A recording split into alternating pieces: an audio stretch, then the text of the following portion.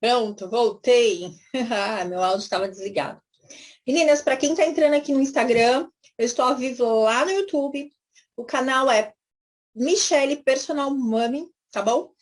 E mas se você quiser, fica aqui comigo que hoje nós vamos entender como que acontece o parto, tá bom?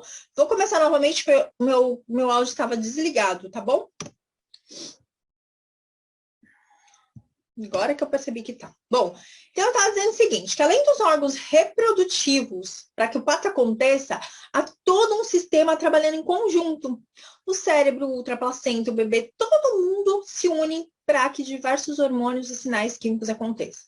E aí a gente tem alguns hormônios principais envolvidos nesse parto e vamos entender por que eles são tão importantes e como eles funcionam para que o seu parto aconteça de uma forma adequada, tá bom? Ocitocina, melatonina, endorfina, adrenalina e prolactina. Vamos lembrar qual que é o papel da ocitocina. A ocitocina é um hormônio que ele é responsável pelas contrações uterinas. Então, é a ocitocina que faz as contrações lá no colo lá no útero. Então, ela é responsável pelas contrações. A ocitocina também é conhecida como o hormônio do amor. Toda vez que a gente recebe um abraço de alguém que a gente gosta muito, toda vez que a gente tem relação sexual, o nosso corpo libera ocitocina durante o orgasmo, tá? Então, a ocitocina é um hormônio que, numa situação de estresse, ela não funciona tão legal, né? Ou seja, ela vai trabalhar satisfatoriamente quando esse ambiente é um ambiente acolhedor para essa mulher. E olha só a importância de se ter um ambiente acolhedor para essa mulher durante o trabalho de parto. A melatonina, que é aquele hormônio do sono, vocês já devem ter percebido que a maioria dos partos acontecem na madrugada, ou começam na madrugada, a grande maioria. Por quê? A ocitocina, junto com a melatonina, elas se unem, né? É um momento que a gente deita, a gente relaxa, a adrenalina abaixa, e aí o que, que acontece? Esses hormônios, ocitocina e melatonina, conseguem trabalhar melhor. Então, mulheres que dormem muito tarde, que não se beneficiam desse hormônio que é a melatonina, então, dormir num horário mais cedo, tirando telas, tudo isso também vai beneficiar para que o hormônio da melatonina, que a melatonina esteja presente no seu organismo e ela auxilia ali no trabalho de parto. Nós temos a endorfina, que é responsável pelo relaxamento. Ela é responsável pela sensação de relaxamento. Você imagina se você ficar sentindo só contração? Contração, contração, contração, contração, contração, e em nenhum momento tivesse uma descarga de endorfina, que dá essa sensação de alívio. Por isso que o trabalho de parto, ele muitas vezes, ele é mais cansativo do que dolorido, né? Então, a endorfina, ela dá essa sensação de relaxamento. A adrenalina, ela também está presente no parto, porém, ela tem um momento exato, né? Ela geralmente ela está presente lá no final do trabalho de parto, no expulsivo, que é quando a mulher realmente vira uma leoa, agora vamos colocar esse bebê para fora e bota força e coloca o bebê para fora. Ela no começo do trabalho de parto, ela atrapalha porque ela é antagônica à ocitocina. Mas vamos falar com calma sobre cada um desses hormônios e de uma forma bem visual para que você entenda o que cada um desses hormônios faz, tá bom? E como que acontece o parto. Eu já tinha dito lá na primeira aula que o que dá o start do trabalho de parto? O que acontece para que o trabalho de parto aconteça, né? Calma, não se assuste com esse gráfico, eu vou explicar sobre ele, tá bom? O pulmãozinho do bebê é o último órgão que amadurece, tá? Então, é o último órgão que amadurece. Quando o pulmãozinho do bebê está pronto para nascer, esse bebê libera uma substância surfactante que avisa o corpo da mãe que o trabalho de parto pode começar. E aí, o que acontece? O corpo começa a liberar, o cérebro começa, né, entender que agora é o momento de começar o trabalho de parto, e eis que começa o trabalho de parto. Vou explicar esse gráfico para você entender o que acontece no nosso corpo, e aí você vai entender, se você estiver gravidinha, aí você vai entender cada etapa disso, tá bom? Vamos lá. Nessa linha vermelha, a gente está vendo aqui um hormônio que é o HCG, é aquele que vai aparecer no exame de urina, quando você faz o primeiro exame de sangue ou exame de urina, é o hormônio que me detecta a gravidez. No início da gravidez, né, ali embaixo, 1, 2, 3, 4, 5, 6, 7, 8, são os meses, tá bom? Ele tá em altas doses no nosso organismo, né? E é ele também que causa aquela sensação de mal-estar, de enjoo, né? Então, o HCG, ele tá em alta no nosso organismo nos primeiros meses de gestação, tá bom? Conforme a gestação vai evoluindo, ele tem uma queda. Então, você vê aí nos próximos meses, a linha vermelha, ela teve uma queda, tá bom? Bom, agora vamos prestar atenção na linha verdinha. O que é a linha verdinha? A linha verdinha é a progesterona. O que a progesterona faz? Para que ela serve, Michele? Então, a progesterona, você vai perceber lá no nosso gráfico, se você olhar, para quem está aí no Instagram, acho que não dá para visualizar tão bem, então corre lá no YouTube para você conseguir visualizar melhor esse gráfico. Eu estou ao vivo lá no meu Instagram, Michele Personal Mami, tá bom? O que acontece? A progesterona, ela é um hormônio que ela é responsável por manter o bebê dentro do útero. Ela dá aquela sensação de relaxamento muscular. Por isso que quando, lá no comecinho da gestação, você sente muita vontade de fazer xixi, e você fala, meu Deus, mas meu útero nem aumentou de tamanho, eu nem tô com a barriga grande, mas toda hora eu tenho vontade de urinar. Justamente por causa da progesterona. Ela faz o relaxamento da musculatura, para que esse útero não se contraia, para que o útero fique relaxado. E isso acaba acontecendo também com a nossa bexiga, né? Então, aquela sensação de toda hora da vontade de fazer xixi, toda hora da vontade de fazer no banheiro. Então, a progesterona, ela está em níveis mais altos que o estrogênio, que é a terceira linha ali, ó. Até o 7º mês de gestação, mais ou menos 30 semanas de gestação. Quando chega por volta de 30 semanas de gestação, mais ou menos, algumas mulheres mais, outras menos, eu estou com 21, eu já tenho contração de treinamento. O dia que eu ando mais, que eu caminho mais, teve um dia que eu fui para um parto, eu senti muita contração de treinamento, mas não é natural e não é normal, muito normal, acontece. Ter contração de treinamento antes, mas normalmente ela começa no 3º trimestre. A partir de 27, 28 semanas, você vai começar a sentir a barriga dura e passar. Se você não sente, presta atenção se você já está nesse tempo gestacional. Mas é natural, tá bom? Então, a progesterona, você vai ver que ela tem uma queda a partir dessa 7º mês aí, que é mais ou menos quando começa o 3º trimestre de gestação. Então, a gente tem uma queda da progesterona e um aumento do estrogênio. E isso faz o quê? Lembra que a progesterona, que eu falei lá no começo, qual a função dela?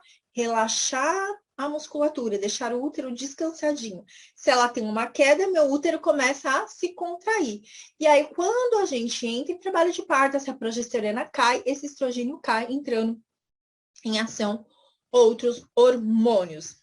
Então, para você entender o que acontece o que acontece no trabalho de parto, né? As contrações, elas vão encurtando as fibras musculares do útero, elas vão empurrando o bebê para baixo. É isso que as contrações do trabalho de parto fazem. Elas empurram nossa, deu trava-língua aqui. As contrações empurram o bebê para baixo, fazendo com que o colo do útero vá se abrindo, o útero vai se contraindo, fazendo com que o bebê vai descendo, descendo, descendo, até que ele nasça, né? Vamos falar sobre o exame de toque, que é algo que eu vejo com muita frequência as meninas falando, o médico lá no pré-natal me pediu, quis fazer o exame de toque, ou tô de 39 semanas e quis fazer o exame de toque para ver quanto que tava, né? Vamos lembrar a primeira coisa. Primeira coisa, exame de toque não é a dilatação necessária para que o bebê nasce, não é 10 dedos de dilatação, tá? Olha lá, 10 dedos de dilatação é muita coisa. Não é 10 dedos, tá? É 10 centímetros de dilatação, ok? Circunferência de 10 centímetros, tá? Ok? Pré-natal, precisa-se fazer exame de toque? Não, nunca. Quais são os casos em que no pré-natal eu faço um exame de toque, ou que se precisa fazer um exame de toque? É quando essa mulher tem um sangramento, ou quando essa mulher tem uma queixa de contrações. Ah, estou de, sei lá, 30 semanas e estou tendo muita contração. Estou tendo sangramento. Então, a gente precisa ver como que está esse colo. Por que essa mulher está tendo contração com 30 semanas? Neste caso, o exame de toque, sim, é necessário. Então, quando há queixa de contrações e há queixa de sangramento, a gente avalia como está este colo. Fora isso, não há nada, nenhuma... nada que realmente diga assim, precisa se fazer um exame de toque. Porque o que acontece muitas vezes, né? O médico vai lá, faz o exame de toque, 39 semanas, essa mulher tá com o colo fechado, fechadinho, zero dilatação, e aí o médico fala para ela o seguinte: olha, você tá de 40 semanas, não tem nada de dilatação. Eu acho que você não vai ter um parto normal. É lógico que ela não tem nada de dilatação, ela não está em trabalho de parto, né? Eu já cheguei em casa de gestantes, eu já cheguei em algumas residências acompanhando parto, que as mulheres estavam com contrações, algumas eram pródromos, e que tinham 1 centímetro, né? Ainda estava começando a engrenar esse processo, 41 semanas. Então, assim, não se preocupe se com 40, com 39, com 38, primeiro que nem é para fazer exame de toque, já começa por aí, né? Vamos fazer exame de toque para ver como que é? Você pode se recusar. Não, doutora, eu não tô com dor, eu não tô com contração, eu não quero fazer exame de toque. A gente precisa aprender a falar não para as coisas, né? Ah, mas e se você não tiver dilatação, não vai ter como você ter parto normal. Não, eu não estou em trabalho de parto. Eu só vou ter dilatação quando eu entrar em trabalho de parto. Algumas mulheres vão ter dilatação antes de entrar em trabalho de parto. Alguns colos de útero vão amolecer um pouco antes, vão estar um pouco mais amolecido, né? Eu vou dar um exemplo. Na minha primeira gestação do Enzo, o meu colo estava mais amolecido. Então, com 36 semanas, acho que 34, eu não me lembro. Eu já tinha 4 centímetros de dilatação, tanto que eu tive que ficar quietinha para não nascer antes, né? Então, assim, e dessa vez não, né? Então, assim, dessa vez eu tô fazendo tudo e não tô precisando ficar quietinha, pelo menos não por enquanto, né? Então, assim, não existe uma regra, tá bom? E estar com 1, 2, 3, 4 centímetros de dilatação também não significa nada, né? É paciência. Esperar pelo parto normal é um processo de paciência. A gente espera o tempo do bebê. E isso requer paciência, porque a gente não sabe quando é esse tempo. Esse tempo pode ser com 36, esse tempo pode ser com 37 semanas, esse tempo pode ser com 38, esse tempo pode ser 40, esse tempo pode ser 41, esse tempo pode ser 42. Nós sabemos que aqui no Brasil só se aguarda até 41 semanas. Então, nós não sabemos quando é esse tempo do bebê. É um processo de paciência. E ficar fazendo exame de toques repetidamente em cada consulta de pré-natal não vai fazer com que seu bebê nasça antes ou depois. Só vai fazer que você ficou tomando dedada à toa. Desculpa a palavra, mas é isso.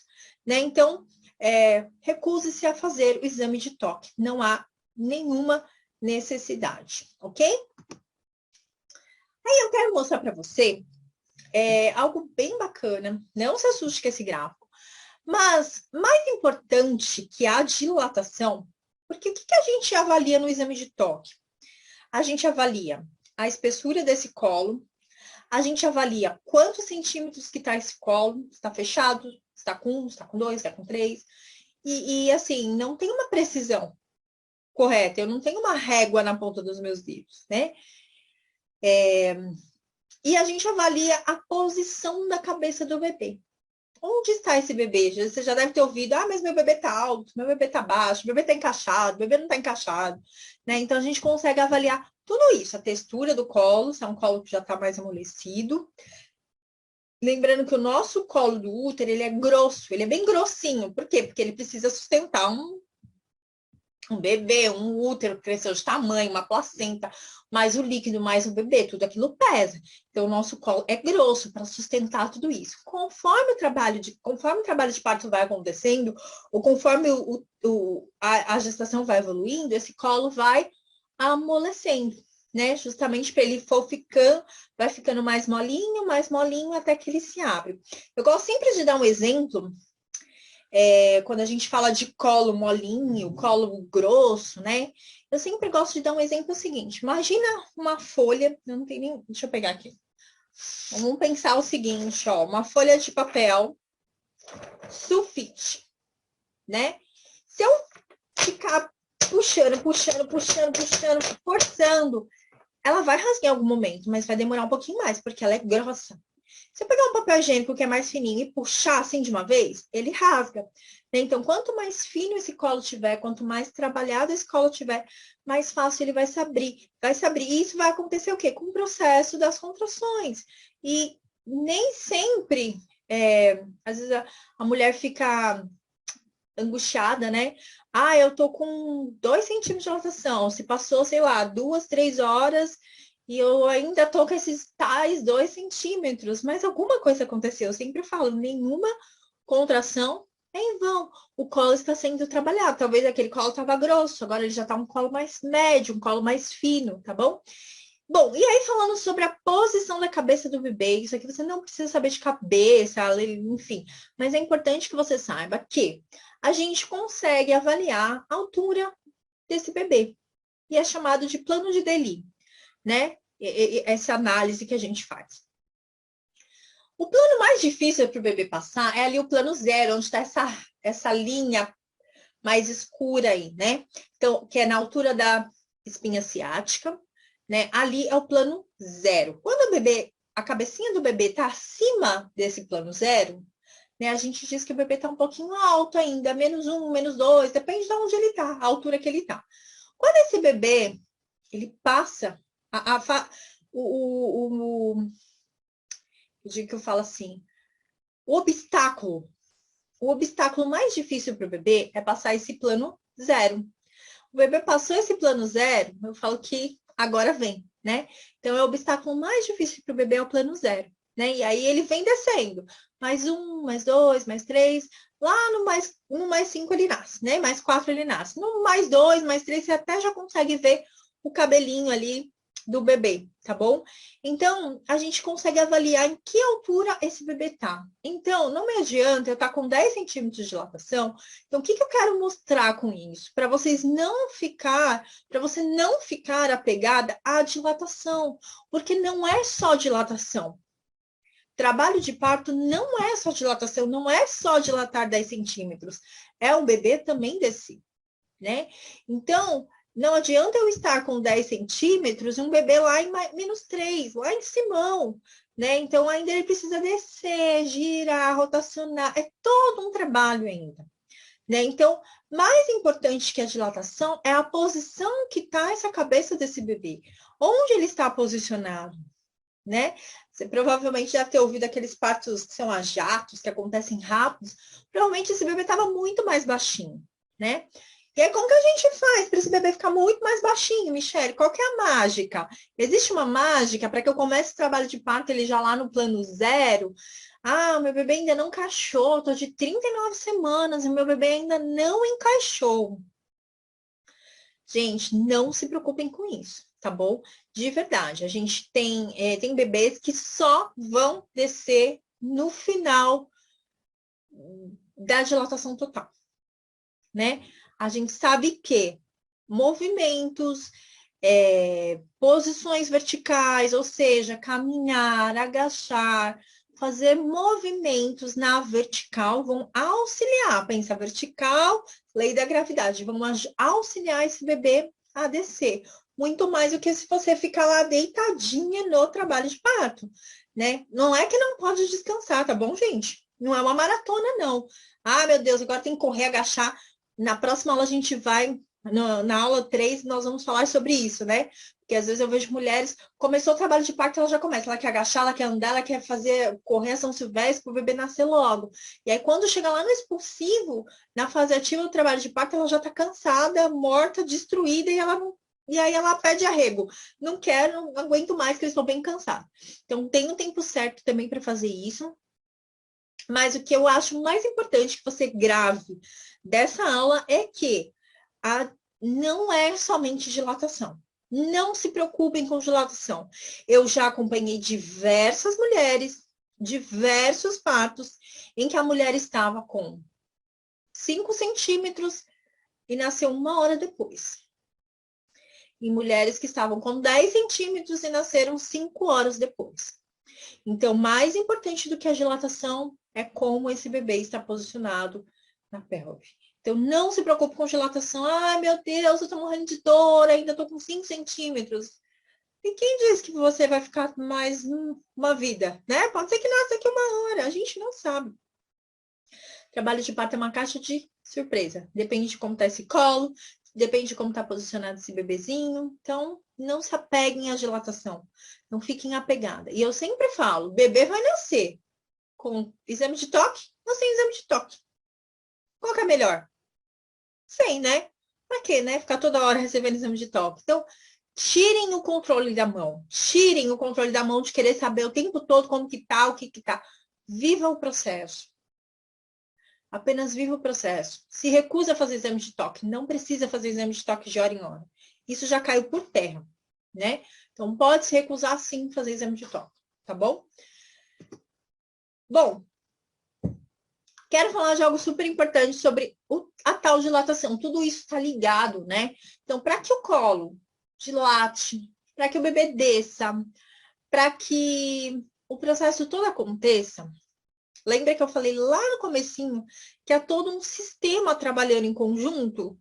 O cérebro, o bebê, a placenta, os hormônios, está todo mundo trabalhando junto. E aí existem algumas regiões do nosso cérebro que vão fazer esse trabalho, né? E um deles é o neocórtex. O que acontece com o neocórtex? É uma região que ele é responsável pelas funções intelectuais. E quando ele está ativo, quando ele está funcionando, ele libera adrenalina, porque eu tenho que parar e pensar, né? Eu preciso raciocinar. E o que a gente precisa no trabalho de parto? A gente precisa de ocitocina. A gente precisa que o corpo tenha níveis satisfatórios de ocitocina. Então, assim, essa parte é importante. Fala com o marido, anota para falar com o marido, tá bom?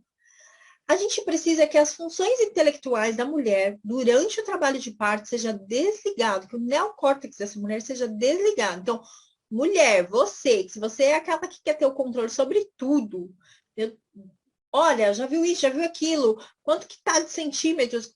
A mulher que fica querendo ter controle sobre todas as coisas, o processo fica muito mais difícil.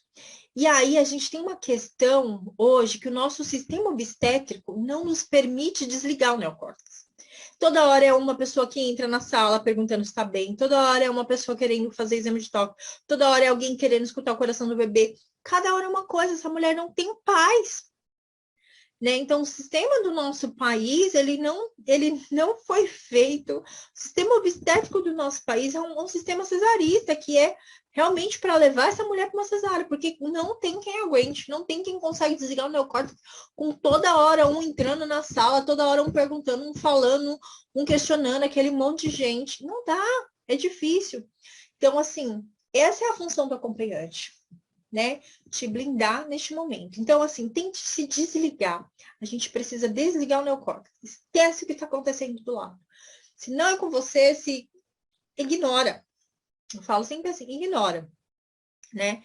A gente precisa aprender a deletar algumas coisas. Então, se você é daquelas controladoras, é o momento de começar a delegar e a realmente entregar o controle. Para os maridos, eu sempre falo o seguinte, ou para os acompanhantes. Mãe,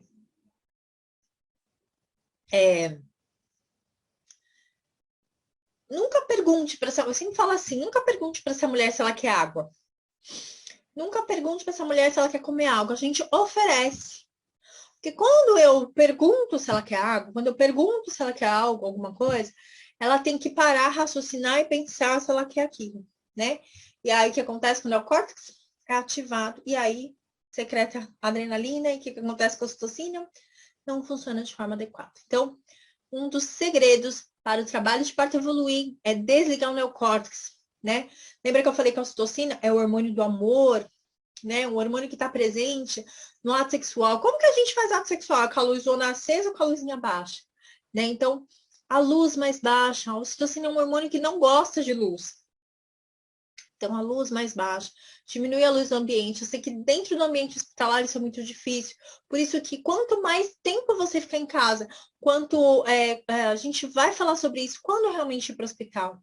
Né? Então, quando realmente ir para o hospital, né? Quanto mais tempo você ficar em casa, naquele ambiente tranquilo, naquele ambiente familiar, né? Que é a sua residência, que é a sua casa, a sua cama, a sua comida, o seu ambiente. Isso vai ajudar muito a ocitocina, porque quando você chega lá na maternidade, nem sempre a gente consegue deixar a luz baixinha, dependendo de onde é. Nem sempre a gente consegue ter esse ambiente acolhedor. Deveria, né? Deveria, mas nem sempre nós conseguimos isto, tá bom? Esse aqui é um videozinho que mostra tudo isso que eu falei, né? O bebezinho dilatando, o colo abrindo, a escala do DELI, o bebê descendo, né? -3, -2, -1, o 0. Então, é para ilustrar tudo aquilo que eu tinha dito, ok? Vamos ver o pessoal do YouTube, do Instagram. Eu tô no YouTube, então se você quiser entrar lá, dá uma olhada, ó, aqui é o bebezinho, colo dilatando. Então, o colo vai abrindo, abrindo, abrindo, apagando, até ficar os 10 centímetros de dilatação. E aí começa um processo de descida do bebê pela pelve, né? E aí ele vai fazendo todo o processo de descida, ele gira, ele rotaciona a cabecinha, e ele vai fazendo todo o processo até o nascimento. É um balé, né? Eu falo que é um balé, o bebê faz um balé.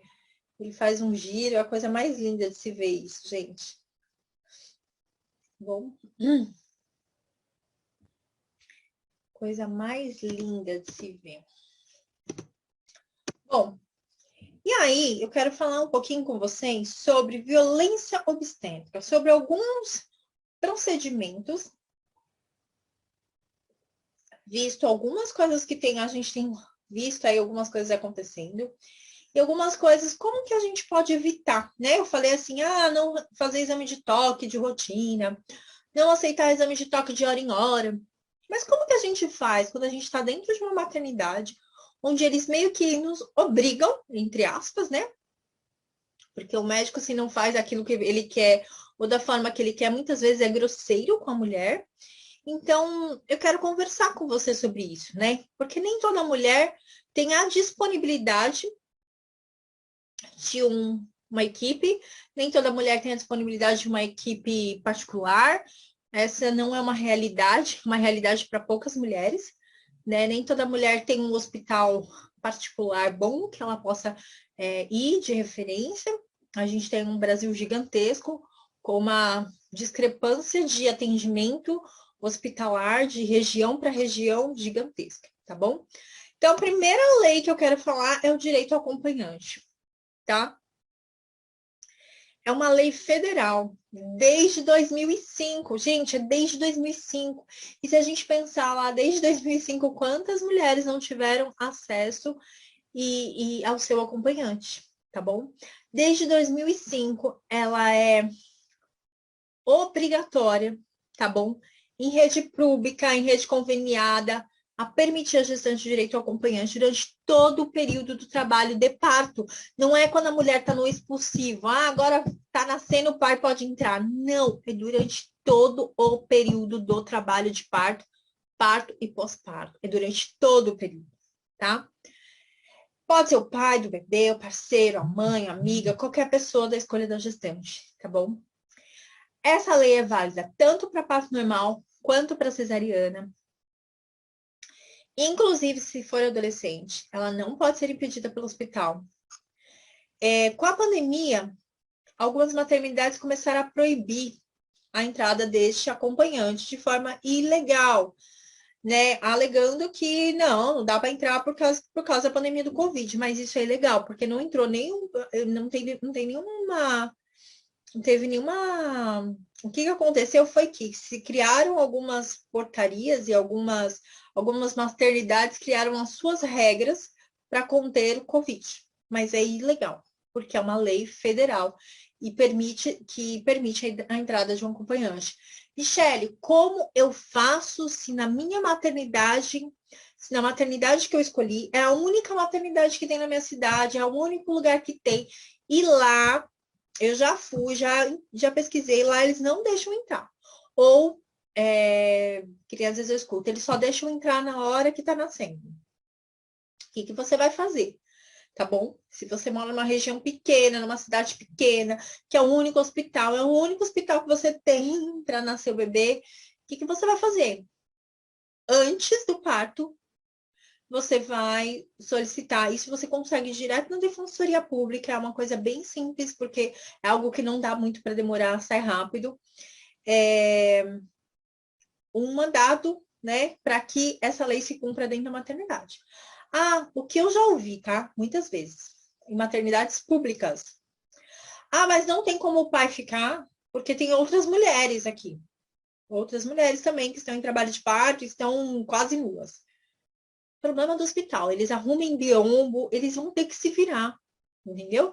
Isso não é um problema nosso, isso é um problema do hospital, problema do governo, sei lá de quem é. Mas eles têm que arrumar, eles têm que dar um jeito para que o acompanhante esteja junto. Isso não pode ser uma desculpa, porque tem outras mulheres e aqui não tem como o homem entrar.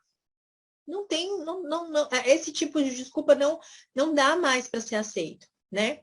Então é lei, façam cumprir essa lei. Vocês podem sim chamar a polícia, fazer o que vocês quiserem, mas a lei é preciso ser cumprido. Hospital público ou hospital privado, e não é entrar na hora do expulsivo, e não é entrar só depois que já está quase nascendo, tá bom? É durante todo o período de trabalho, de parto. Vamos falar da episiotomia, tá? Ela é uma incisão que é feita lá na região do períneo, para ampliar o canal de parto. Então, lá na década de 80, o ano que eu nasci, a gente acreditava realmente, e ainda tem muito médico que acredita, tá bom? Isso não mudou para alguns médicos, que ela evitava possíveis lacerações no períneo, né? E diminuía o tempo de trabalho de parto.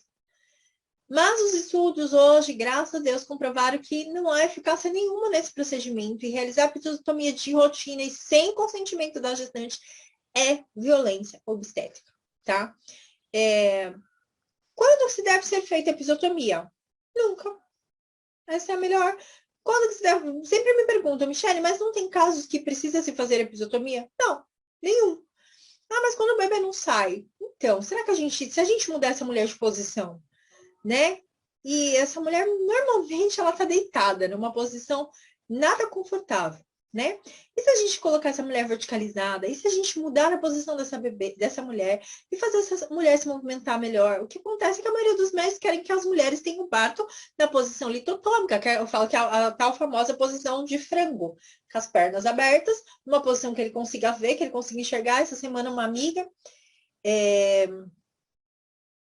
minha que é doula estava contando, a gente tem um grupo, né, de enfermeiras e doulas cristãs, e aí ela estava contando que ela perguntou para a gestante como queria ter o bebê. E já estava no expulsivo, e a médica e a gestante disse que queria ir para banqueta. E a médica falou que na banqueta não dava, porque ela não ia conseguir enxergar. O que ela queria enxergar, criatura? Alguém me explica o que ela queria enxergar? Não tem nada que enxergar. Ela só tem que segurar o bebê para não cair e meter a cabeça no chão. Só isso que ela precisa fazer. Então, assim, os médicos não, para eles é confortável, né? a posição litotômica, né? A posição ginecológica ali, a mulher, tá, né? Então, assim, em quais casos deve se fazer episiotomia? Nenhum. Ampliar, cortar a vagina da mulher, não amplia canal de parto e não faz o bebê sair mais rápido, não evita a laceração. Ao contrário, eu estou fazendo uma laceração de segundo grau. A episiotomia já é uma laceração de segundo grau. Eu lembro de uma gestante que eu acompanhei, que a médica, o bebê vinha no canal e voltava, ela fazia força, o bebê vinha e voltava, e nada. E aí eu lembro que a médica pediu um bisturi para técnica, pediu uma tesoura e pediu para deixar do lado. Tipo, ela já estava louca na intenção de cortar.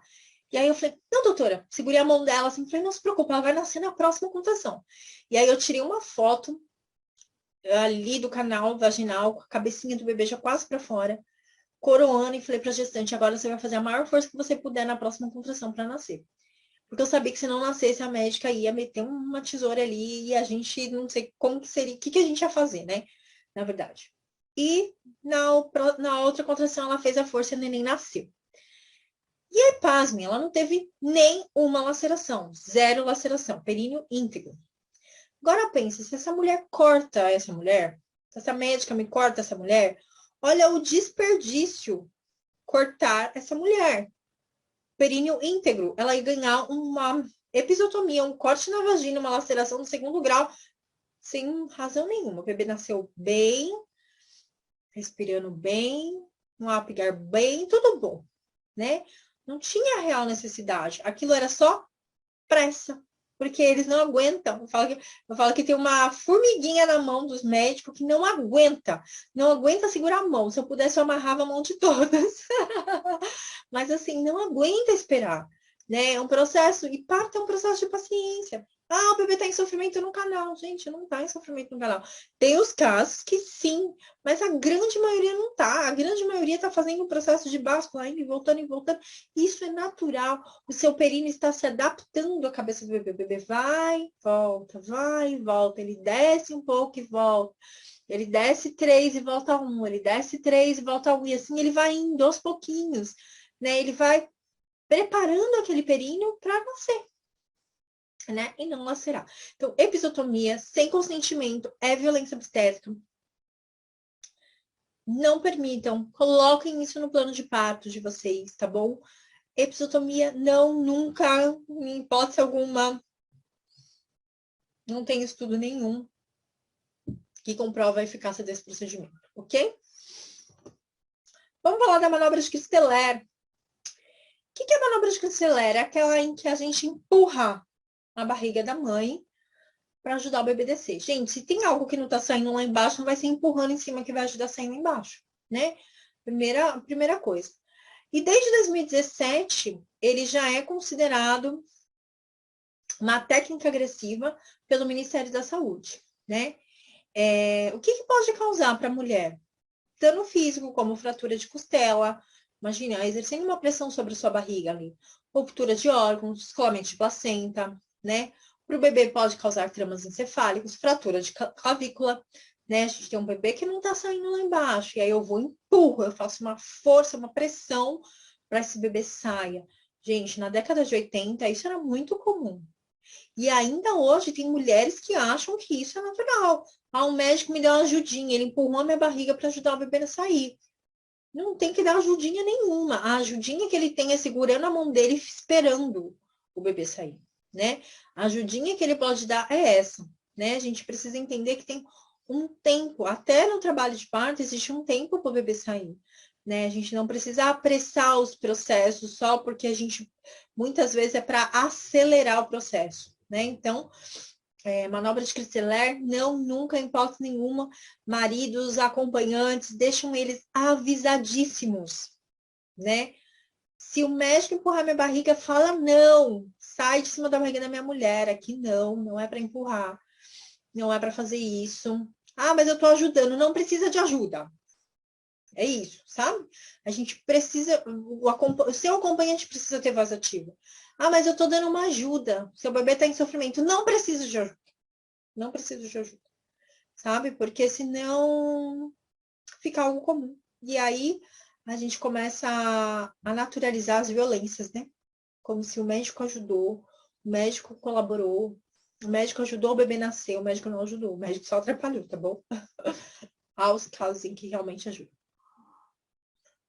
Outros procedimentos que são considerados abusivos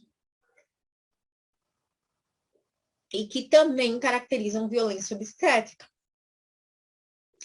Falar palavras ofensivas como pra fazer não doeu, para de gritar, cala a boca, médico sou eu. Qualquer forma de pressão psicológica ou ofensiva é violência obstétrica. O pare de gritar eu já escutei, viu, gente? Muitas vezes. E é triste.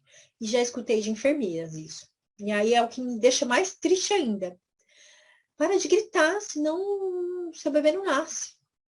Gente, parar de gritar é lógico que assim, tem a forma certa de gritar, enfim, né, para ajudar ali. Às vezes tem mulher que se desespera. Mas, gente, ela tá desesperada, ela nunca sentiu isso pela primeira vez. É difícil, às vezes, controlar. Tem mulheres que é difícil, né? Amarrar as mãos da mãe não permite que ela veja o bebê desde que ele nasceu bem. Então, se a gente não precisa de uma reanimação, se a gente não precisa que esse bebê, de uma ajuda de oxigênio para esse bebê, não tem razão para esse bebê não ir para o colo da mãe, mesmo numa cesariana. Colocar o sorinho com ocitocina sem consentimento, com o objetivo de acelerar o parto.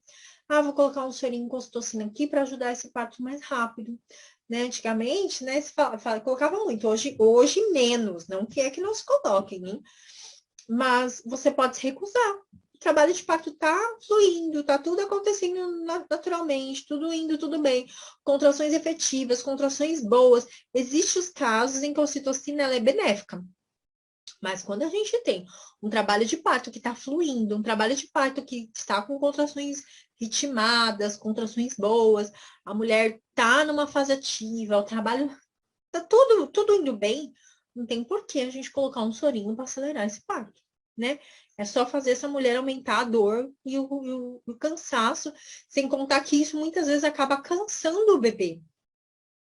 Lembra que eu falei que o nosso corpo libera um pico de ocitocina, e aí depois, quando passa a ocitocina, o corpo libera uma descarga de endorfina, que dá a sensação de relaxamento. Quando eu coloco ocitocina, e nesse processo de descanso, nesse processo de intervalo entre uma contração e outra, é um tempo também de recuperação para o bebê, né? Quando eu coloco um soro lá com ocitocina, eu tô o tempo todo colocando contração, contração, contração, contração. Essa mulher não consegue se recuperar, esse bebê não consegue se recuperar. Muitas vezes a gente acaba tendo um bebê indo para uma mulher indo para cesárea por um bebê que começa a fazer uma bradicardia ou algum outro processo. Por quê? Porque é muito pesado, né? Então, soro com ocitocina, não, se recusa. Esse trabalho de parto está evoluindo satisfatoriamente. Mi, em quais casos é permitido a ocitocina? Em quais casos eu posso dizer que assim é benéfico? Gente, tem os casos em que é benéfico. Eu já tive trabalhos de parto onde houve parada de progressão total, né? Parada de progressão mesmo, as contrações pararem com 8 centímetros, ou um expulsivo que as contrações demoram para vir, geralmente quando essa mulher tomou analgesia. Então, ela tomou analgesia, ela retarda um pouco essas contrações, e aí no expulsivo as contrações ficam muito espaçadas umas da outra. Então, a gente coloca um sorinho, talvez, mas é muito, é muito pouco e muito sutil, e depende muito do caso, sabe? Para ajudar um pouco, tá bom? Proibir a gestante de comer ou beber. Eu falei isso até na primeira aula, né? Imagina como que é você correr uma maratona em jejum. Quem consegue? Quem consegue correr uma maratona em jejum? Sem comer, sem beber, sem nada. Gente, isso é violência obstétrica, não pode, tá bom? Denunciam. Bom, primeiro caso, o que a gente faz quando se vivencia uma violência obstétrica? Ou se tem uma amiga que você conhece que te contou uma história que ela viveu uma violência obstétrica. Como que faz, né? O primeiro passo é denunciar. Nós só vamos mudar o sistema obstétrico do nosso país quando a gente começar a denunciar. Mas a maioria das mulheres, o que eu mais escuto é: ah, já foi, não vai mudar nada. Vai! Lógico que vai. Quando você denuncia, você contribui para que outras mulheres não passem pela mesma coisa que você. Então, não é já foi. É fazer com que outras mulheres não vivam a mesma coisa que você viveu. Porque denunciando, a gente vai tirando esses maus profissionais do caminho, né? Outra forma da gente se proteger contra a violência obstétrica é fazer um bom plano de parto. Então, o que é o plano de parto? É um documento que ele pode ser feito em forma de carta ou de lista. E no plano de parto você irá colocar todos os procedimentos que você deseja que seja realizado com você e com seu bebê. As mulheres que vão fazer cesariana pode e deve também fazer um plano de parto. Mantenha sempre uma via com o casal, uma via com você, outro com o médico obstetra e outro com a equipe da enfermagem, tá bom? Então, para você que está inscrita aqui na nossa Masterclass, você vai receber lá no seu e-mail um modelo de plano de parto para que você faça o seu plano de parto. Na internet a gente encontra vários modelos. Gente, plano de parto é um documento, o médico não é um conjunto de regras, eu quero isso, eu quero aquilo. Não, ele é um documento onde você vai colocar qual é a sua vontade. E o médico precisa seguir aquilo, né? Não existe isso, não vou seguir o plano de parto. Não, documento, você pode processar depois se você quiser. O que acontece é que muita gente não faz isso, né? Qual a única razão para o médico não seguir o que está no plano de parto? Risco de vida para a mãe ou para o bebê, tá? Quando há risco de vida para a mãe ou risco de vida para o bebê, né? Risco de morte, na verdade, né? Risco de morte para a mãe ou risco de morte para o bebê. Então, sim, eu posso sair daquele script que está ali no plano de parto. Do contrário, não, tá bom? Então, o plano de parto é essencial. Faça o seu plano de parto. Leve no dia, deixa numa pastinha de uma forma fácil, que você consiga lembrar, entregar para a equipe, para o médico, tudo aquilo que você deseja que seja feito com você e com o bebê, inclusive se tiver uma cesariana de emergência. A cesariana não isenta. Tô no trabalho de parto, tá bom? Vou dar um exemplo. Tô no trabalho de parto, tô lá com o meu acompanhante. E aí, por alguma razão, eu precisei ir para uma cesárea. Por algum motivo, o seu acompanhante tem que entrar com você também na cesariana. É acompanhante, né? Então, tudo deixa muito bem explicadinho no seu plano de parto. E aí, vou deixar aqui um exercício para que você faça. Escreva tudo aquilo que você deseja que seja feito com você e tudo aquilo que você deseja que seja feito com o seu bebê. Então, liberdade para caminhar, liberdade para ficar na posição se você quiser, liberdade para se alimentar, presença do seu acompanhante ou da doula, se você tiver, ou da enfermeira, enfim, quem é que vai estar com você. Lembrando, doula não é acompanhante, então precisa verificar no hospital. A presença da doula não isenta a presença do acompanhante. Uma coisa é uma coisa, outra coisa é outra coisa. Eu sempre falo isso. Então, seu acompanhante vai entrar e se o hospital permitir a entrada da doula, que aqui em São Paulo, algumas maternidades dificultam a entrada da doula, mas feito todos os procedimentos, cadastro, enfim, não existe isso, ou entra a doula ou entra o marido, né? É o marido e a doula, tá bom? Bom, finalizamos a nossa aula de hoje, tá bom? E a próxima Masterclass iam ser 2 aulas, mas eu vi que não ia dar para a gente fazer tudo que eu precisava em 2 aulas, tá bom?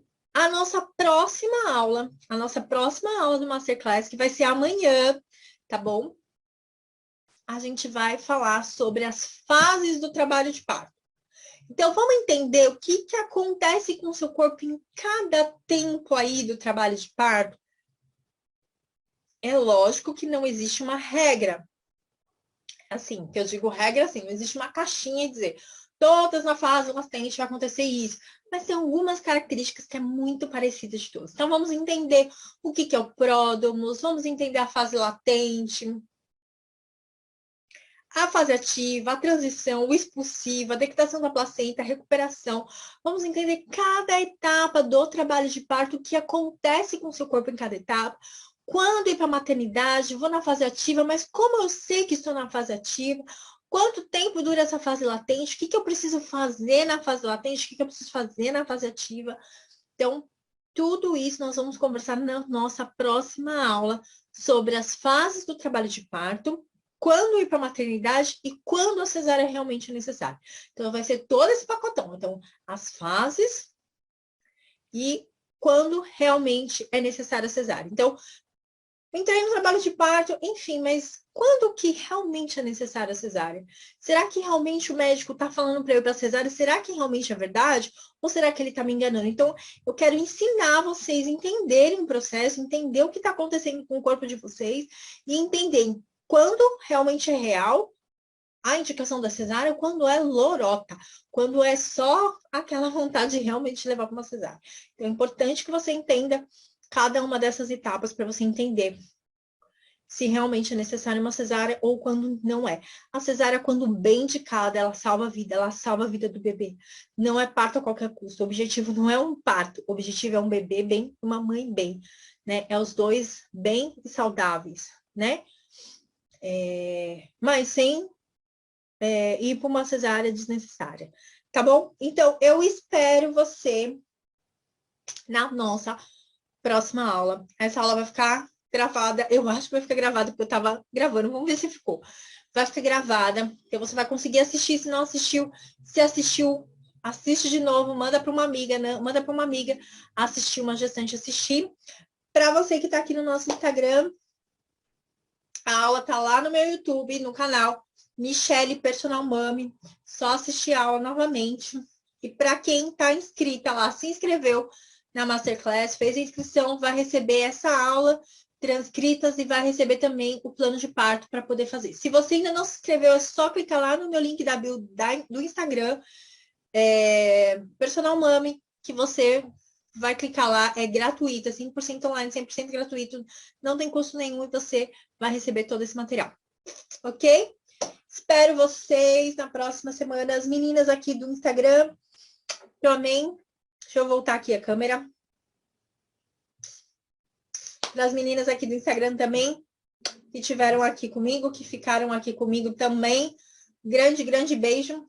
A aula vai ficar gravada, tá bom? Vou finalizar aqui.